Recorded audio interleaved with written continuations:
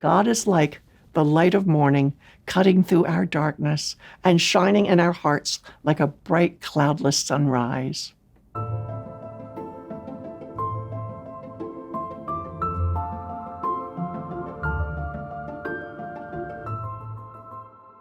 As an artist, I love those places in the Bible where God is described with winsome, almost poetic words. 2 Samuel 23, verse 4 is one of those places. It says, for, quote, "He is like the light of morning at sunrise. On a cloudless morning, he is like the brightness after the rain that brings the grass from the earth." Man, do I love that. God is like the light at sunrise, streaming through our senses, cutting through our darkness, and shining bright, all golden and glorious. It was that idea that inspired me back in 1979. I wanted to convey that moment.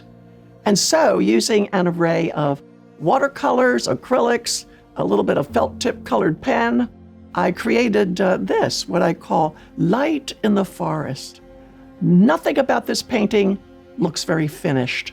It's a wild, splashy array of colorful brushstrokes that communicates the dazzling and the dappled effect that light has in the forest, streaming through the trees, striking the leaves, and ricocheting off creek water, sparkling and shining like when you look at something in bright sunlight, the eye has to squint so that everything looks indistinct and a little blurry.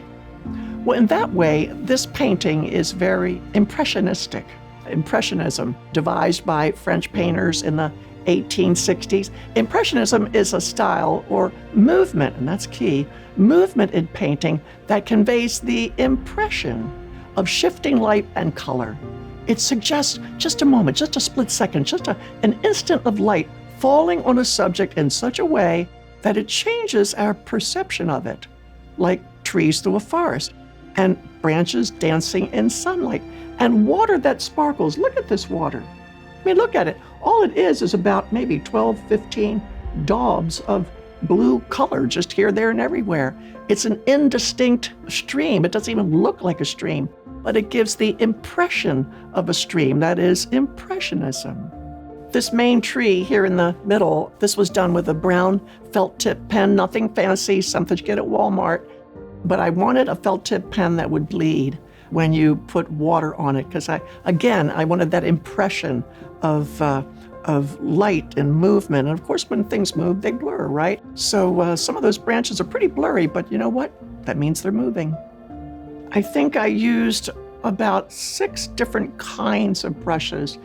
Some of my best brushes are old and feisty and bristly, and they look like they belong in the trash, but oh, those are the best ones because the tips are so worn out and they're so bristly that when you lay them against a canvas, when you just push them into the canvas, they create this effect of leaves. Just look at these leaves here on the pine way in the back. It's bristly, it's indistinct. You just do it by just laying a brush down once and then coming off. You never want to have a painting look too worked over. And I think that's why I'm so delighted with this one. It's not worked over, it's unfinished, and it's supposed to look that way. I love that sense of going into a forest, sun streaming through the leaves, and you would swear you were in a cathedral created by God. That's no mistake. God invites us into his creation like that, and he sends his sun rays to do this kind of effect so that it might enthrall our souls, and we think, oh God, you are so amazing.